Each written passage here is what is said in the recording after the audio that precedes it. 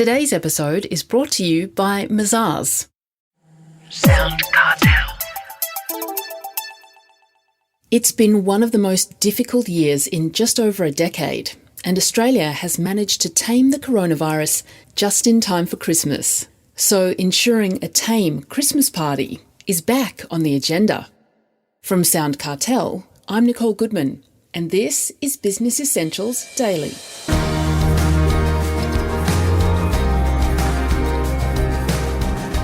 Organised the end-of-year Christmas party yet? It's something everyone should look forward to, of course, and an opportunity for staff to relax, let their hair down and have some fun. But beware, things can go wrong. Often when the booze flows a little too easily, and before you know it, there's an accident, an argument, untoward advances, and otherwise offensive behaviour. And just like that, your happy Christmas celebration has taken you all the way to court. Athena Koelmeyer is Principal and Director of Workplace Law. A self-confessed Grinch, she has some advice for business owners and managers arranging end-of-year parties. So remind staff before the event about expected levels of behaviour. Is that a good start? Heather Dawson asks. Absolutely. Most businesses now have a code of conduct or a set of values or principles by which they would ask their employees to all behave, whether or not it's behaviour in the workplace, behaviour with customers or clients, or behaviour when you're out in public representing the organisation. So all of those things are worthwhile reminders to employees pre-Christmas. We have noticed, certainly at our firm, that employees and employers get a little bit testy and impatient towards the end of every year.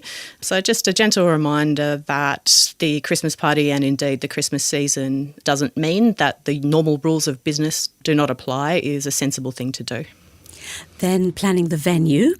Are the legal responsibilities different if the party's held at the business premises or at a hired venue? Look, the legal responsibilities are a little bit different. Obviously, there's a public liability issue. If, for example, you have a Christmas party and invite families or partners or customers and things go wrong, then it may not simply be a workers' compensation claim from your worker, but also you might, as the occupier or the owner of the premises, find yourself in difficulty with injuries that have happened on your own premises in those sort of circumstances. Obviously, most hired venues are well equipped to deal with all of those circumstances and are more alert to their responsibilities in relation to the responsible service of alcohol and antisocial behaviour. So ideally, a hired venue, assuming that one can be afforded, is a great idea. But certainly, public liability issues aside, the circumstances that generate the responsibilities for employers are not significantly different between the hired venues and your own premises. Is there anything else you should think about regarding hired venues, if that's the way you go? One of the difficulties might occur where, for example, you may not know that you might be sharing space with other parties. And that certainly happened in the matter of Packer against tall ship sailing cruises, where a family function with wives and children and husbands was side by side with a far more rowdy, raucous, alcohol-fuelled party. And, the unfortunate incident in that case occurred where somebody went over to the raucous party and said, "Could you please stop swearing in front of the children?" and was assaulted as a result. So I guess one of the prudent questions might be, is this our own room or our own function area, or are we sharing? Now, Athena, you say it's important to be very clear about start and finish times.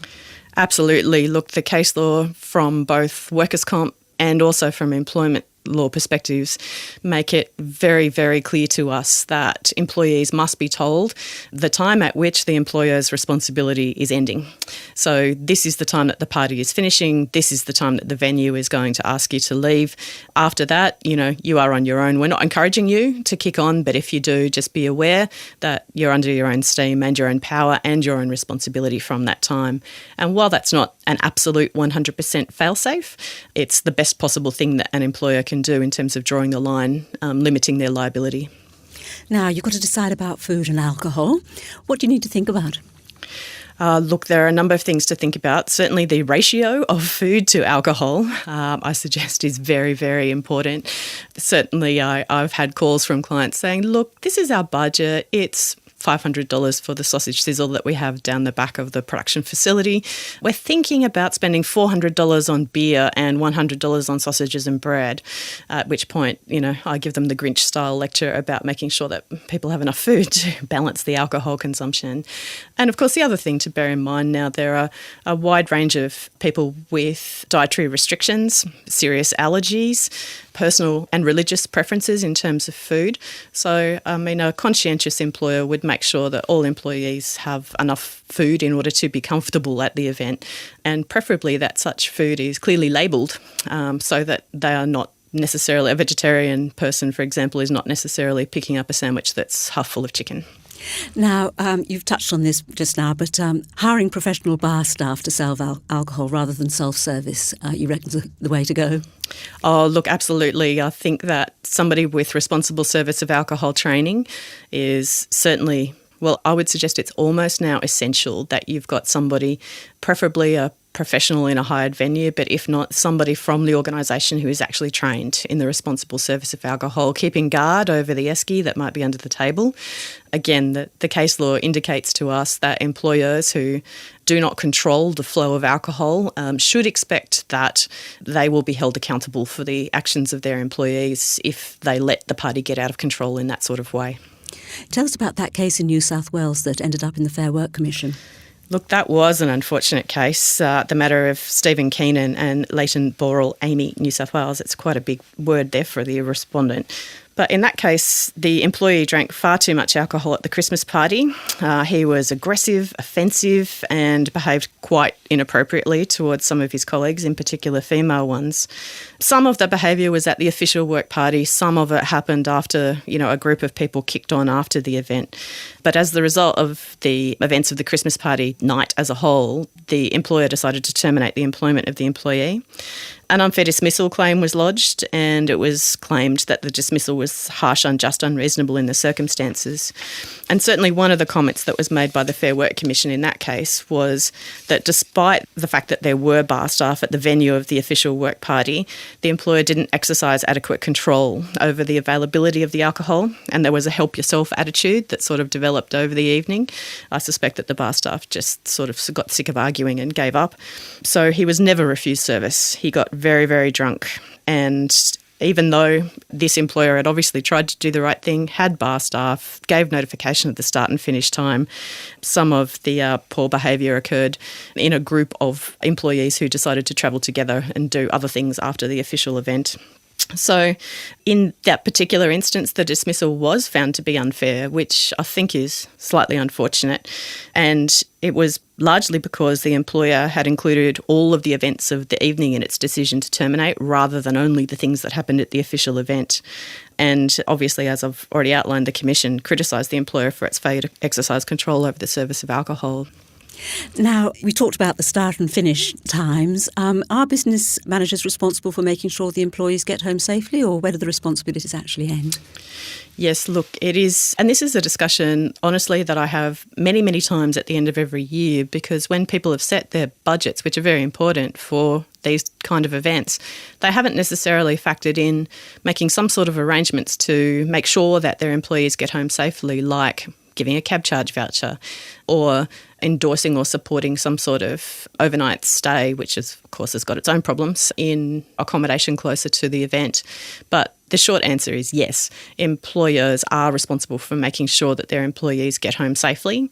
That's certainly one of the things that I talk to my HR clients about, making sure that people are leaving the party in at least a competent frame of mind to make decisions about going home. And if people need financial or other support in order to make sure that they get home safely in a cab or an Uber or something else, that is dealt with by the employer.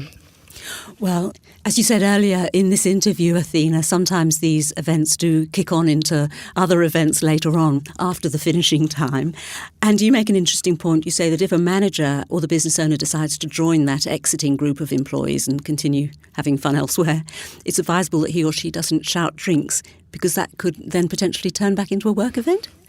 That's absolutely right, which you would think, we're gathering together and managers should feel free to, continue to support employees having a reasonably good time. but the line is crossed when something becomes a work-sponsored event.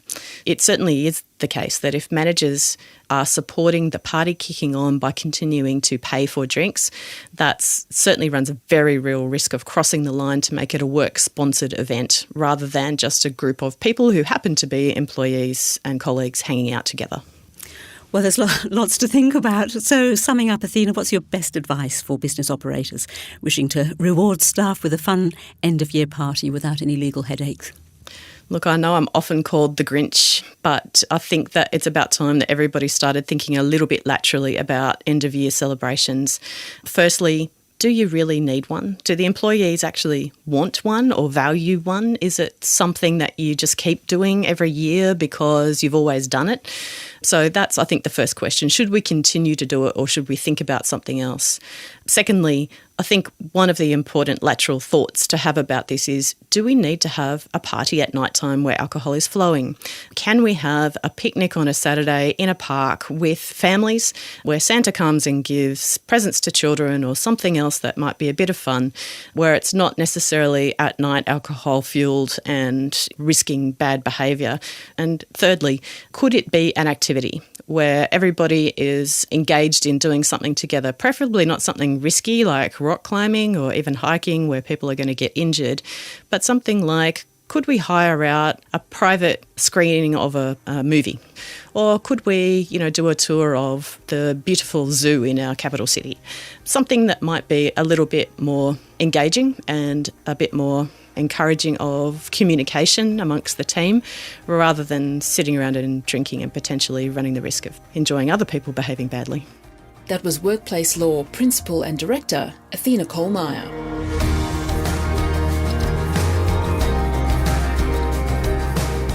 This episode of Business Essentials Daily is produced by the team at SoundCartel. Thanks for listening. I'm Nicole Goodman.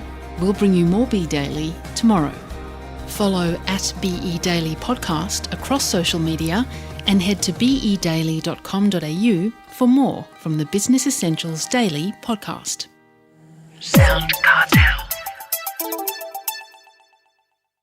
This episode was brought to you by Mazars. To find out more, visit mazars.com.au. That's mazars.com.au.